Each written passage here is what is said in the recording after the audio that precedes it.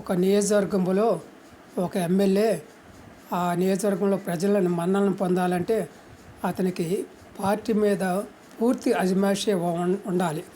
ఎందుకంటే అతను నియోజకవర్గం సంబంధించిన పార్టీ మీద అన్నిటి మీద గ్రామ స్థాయి పార్టీ అధ్యక్షుడి మీద కానీ, సర్పంచ్ మీద కానీ, కానీ మున్సిపాలిటీ చైర్మన్ కానీ, మండల ప్రెసిడెంట్ కానీ ఎవరు నియమించాలన్నా కూడా అతనికే పూర్తిగా అధికారం ఇవ్వాలను ముఖ్యమంత్రి.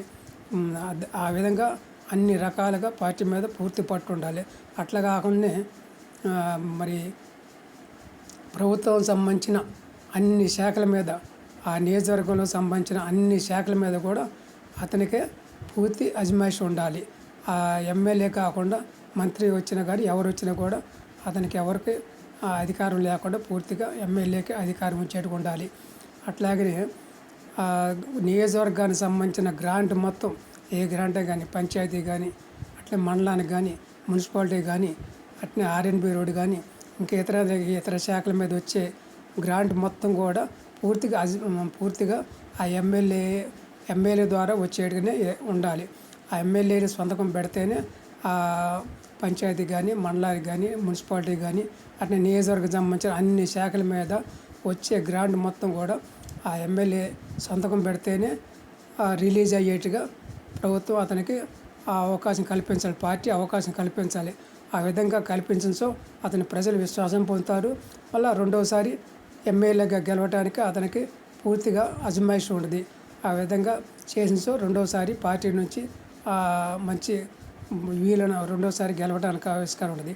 ఆ విధంగా అట్లా కాకుండా అతనికి పార్టీ మీద పట్టు లేకుండా, గవర్నమెంట్ శాఖల మీద పట్టు లేకపోతే అతనికి ఆ నియోజకవర్గంలో అసంతృప్తి గ్రూపులు ఏర్పడతాయి.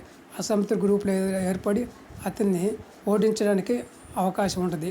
అట్నే గవర్నమెంట్ అన్ని శాఖల మీద అతనికి అజమాయిషీ లేదనుకో, అతనికి తెలియకుండానే అన్ని డిపార్ట్మెంట్ నుంచి గ్రాంట్ వచ్చిందనుకో, అతని నియోజకవర్గంలో అతను చేసినట్టు కానీ, అతని నియోజకవర్గానికి గ్రాంట్ తెచ్చినట్టు కానీ ప్రజలకి తెలియదు. కాబట్టి ఆ విధంగా అన్ని రకాల గ్రాంట్ కూడా అతని ద్వారా అతని సొంతకం పెడితేనే ఆ నియోజకవర్గం సంబంధించిన అన్ని రకాల గ్రాంట్లు వచ్చేట్టుగా ఉండాలి. పార్టీ మీద కూడా అన్ని రకాల పదవులు కూడా, ఏ పదవి ఎవరు చేయాలన్నా, మండలం ప్రెసిడెంట్ నియమించాలన్నా, అట్నే పంచాయతీ ప్రెసిడెంట్, పార్టీ గ్రామ అధ్యక్షుడు నియమించాలన్నా, మున్సిపాలిటీ చైర్మన్ చేయాలన్నా, అట్నే నియోజకవర్గానికి సంబంధించిన విషయాలు మొత్తం కూడా అతనే పూర్తిగా అధికారం ఇవ్వాలండి. ఈ విధంగా అన్నీ అతనికి ఇచ్చిన రెండోసారి ప్రజల మన్ననలు పొంది రెండోసారి మళ్ళీ ఎమ్మెల్యే గెలవటానికి అవకాశం ఉంటుంది. అన్నీ ఇచ్చి కూడా ఆ విధంగా రెండోసారి కూడా అతను గెలవలేదనుకో, ఆయన పక్కన పెట్టి వేరే వాళ్ళకి, కొత్త వాళ్ళకి టికెట్ ఇవ్వాలి. ఆ విధంగా ఇచ్చిన చాలామంది ఎమ్మెల్యేలు మళ్ళీ మనం రెండోసారి గెలవాలి కాబట్టి ప్రజలకు మేలు చేద్దాం, ఆ విధంగా న్యాయం చేద్దాం, ఆ విధంగా అని చెప్పేసి దాదాపు 100కి 90 మంది ప్రయత్నం చేస్తారు. సరే, ఎవరన్నా ఒకళ్ళిద్దరు ఆ విధంగా చేయకపోతే వాళ్ళే నష్టపోతారు.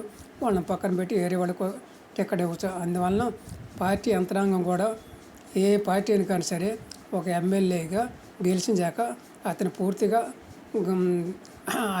అన్నిటి మీద అధికారులు ఇవ్వాలని నేను ఆ పార్టీని కోరుచున్నాను.